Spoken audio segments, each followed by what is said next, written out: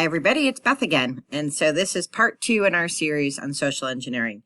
And what we're going to do in our first Hacker Studio is look at a website that no longer exists. So, a little bit of backstory. There used to be a site called martinlutherking.org that students would use to write papers about Martin Luther King. And usually you write papers about Martin Luther King, you do research when you're in about the 6th grade. And there's a story that, there was a student, he went to do research at martinlutherking.org. It's one of the top sites that popped up. And he used all the information he found on that site because it looked academic. And he turned in the paper, and the teacher read the paper and said, this doesn't sound like correct information about Martin Luther King. And the problem is twofold, right? One is that a lot of times people don't understand how URL addresses work. So the only web addresses that are actually set in stone are .gov and .edu. So you have to be a government website to have that .gov ending, and you have to be an actual educational institution to have the .edu. .org, .com, .biz, anything else can just be bought. Those websites can just be bought. And so people often think that you have to prove that you're a nonprofit to get a .org. You don't, right? So the first thing that we teach students is really about addresses. And it's no different than if you teach them about a map, right? You go into a town, there's different parts of the town that are safe and there are parts that are not safe, right? So you're safe if you're on a .gov or a .edu, but anywhere else that you're online and any other suffix, somebody just bought that. So there's no requirements, there's no verification or anything. And so, the student thought the site was okay because it was a .org, and he thought that that was legit. And the information looked legit because the site looked academic. But it actually turns out that the site is authored by a white supremacist group. So now we've been asked to look into martinlutherking.org and see what happened to it, right? Because it's no longer available. And so if I go to Martin Luther King, you can see that it is no longer working. But that doesn't mean that it doesn't exist. And that doesn't mean that we can't find out anything about it, because we can. And so in this Hacker Studio, we're going to do some research and find out some of the tools that we have to find things that may not be out there anymore. So the first thing that we want to do is we want to go to the Wayback Machine, and that is here. So we're going to type in http martinlutherking.org, and then we are going to look for the history. Takes a little bit to cook, and you will see that the website, they started collecting data in 1997, so that's the farthest back you can go. But you can see that every iteration of that website exists right here. So this is 2020. If we go back to 1999, we can kind of see when it first appeared. And it'll take a screenshot. It takes a little bit for it to cook. Give it a second.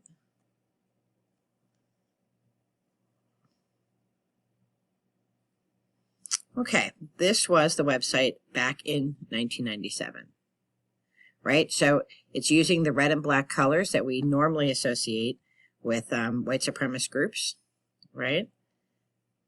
And but it is trying to be an actual legit site that people would use, right? And there's an email address here.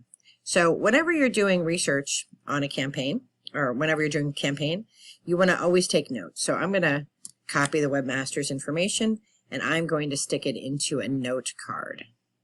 So you can see here that I stuck it into a note card, and my computer, for whatever reason, now is going to stick this new thing. It's going to stay here forever, but I can move this so you can see that I've copied that because that's information that's important to gather. Now I'm going to go back to the Wayback Machine, or I can even just click along the top. And I'm going to find another date. So 1999, let's look 10 years later in 2009 and see how many updates were made.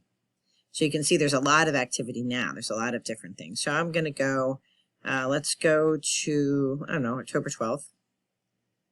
get the snapshot from there. Just remember that it takes a minute or two for it to pop up.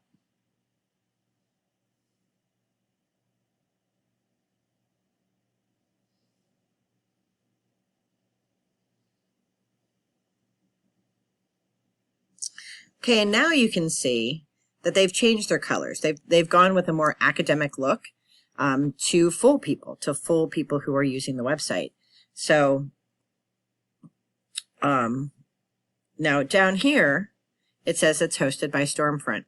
So if I right click on that, open that in a new tab,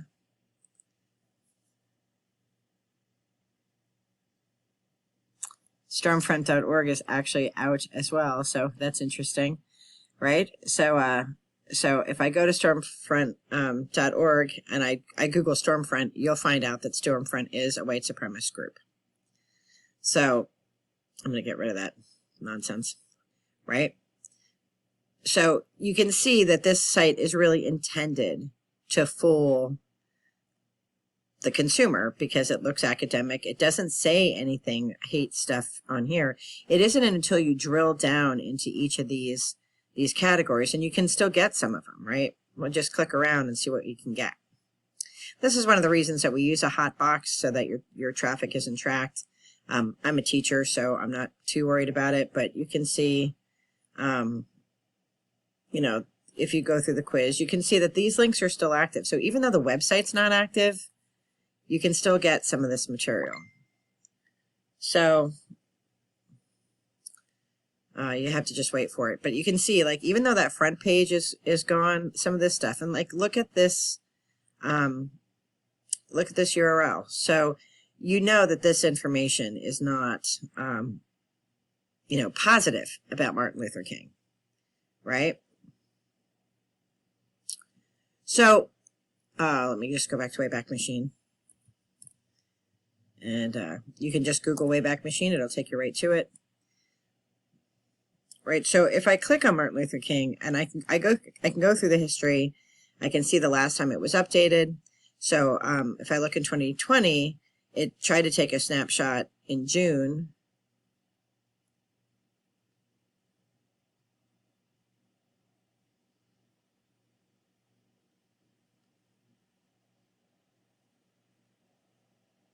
Okay, but even at that time, and notice that the webmaster's information has changed, right, from what we had before in our note card, right? This actually gave a name. This is just a regular webmaster, and that's probably because he got a lot of hate mail, right? So we know that it wasn't active then. So let's go back a little bit further. Let's go to the earlier date in June. See if there's anything there. And you can see there's no updates up here. So I'm thinking that maybe it's not been updated. Let's just see. Okay, so it wasn't active at the beginning of June.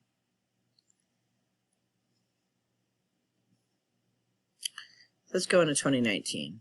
So there's lots of activity dates, right? Let's look at August 2019. There's 3 snapshots from that day. So changes were made on that day.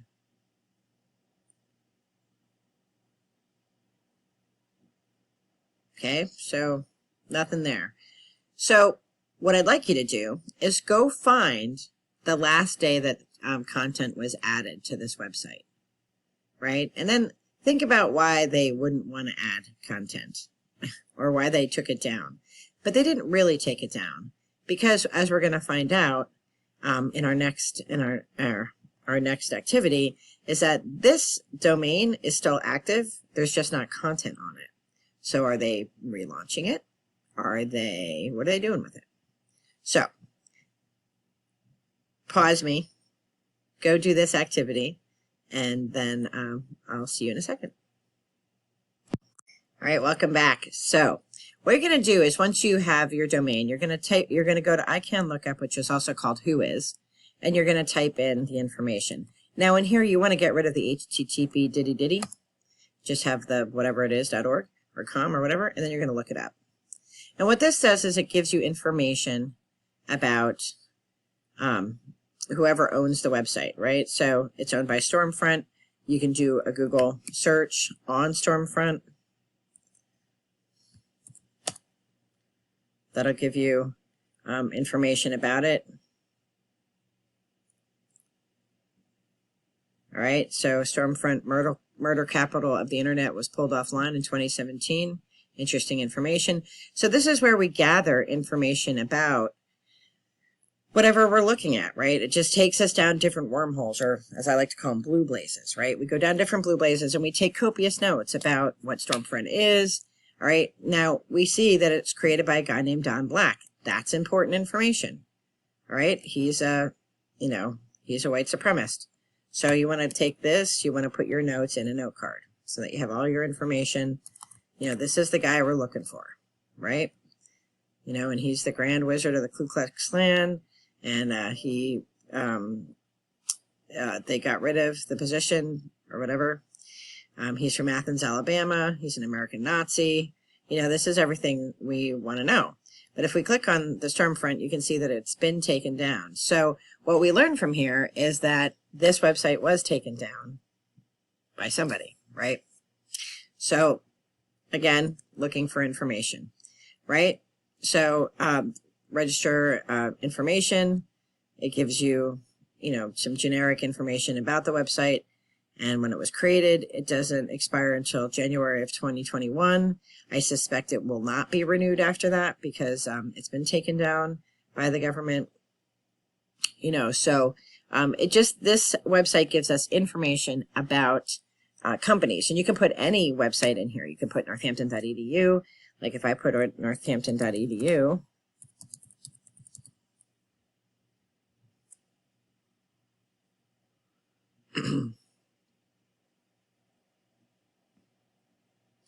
well, interesting. That might be because it's an EDU website. So you kind of play around. There are other services out there that can give you who is information. GoDaddy. If you just type in who is information, okay, you can type in .edu, right? I'm not a robot.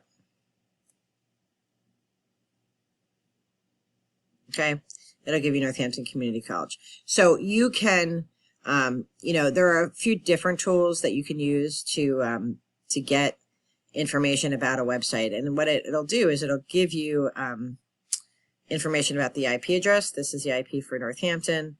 It'll tell you, if there's been any changes. It'll give you the address, right? And if I type in, go back one, Faith. So the thing about doing this kind of research is that it's not quick, right? It does take some time, and it takes some like real dedication and real focus, because you want to get as much information from the public spaces as you can. But you can see, if I go here, all the information is here. Now they have taken off. In the past, you could actually get the address for Stormfront, but because it was taken down, I suspect that's why you can no longer get the information, but you used to be able to get the address, right? But it does have all the information about who held it and who's holding it now. And so it's a really good tool to start with to do your research. And that is why we covered it. Once you have information, then you want to go to Google and you want to type in, Don Black, you want to type in Stormfront, anything that you found in your research about the site, you want to look in Google and see what you can find.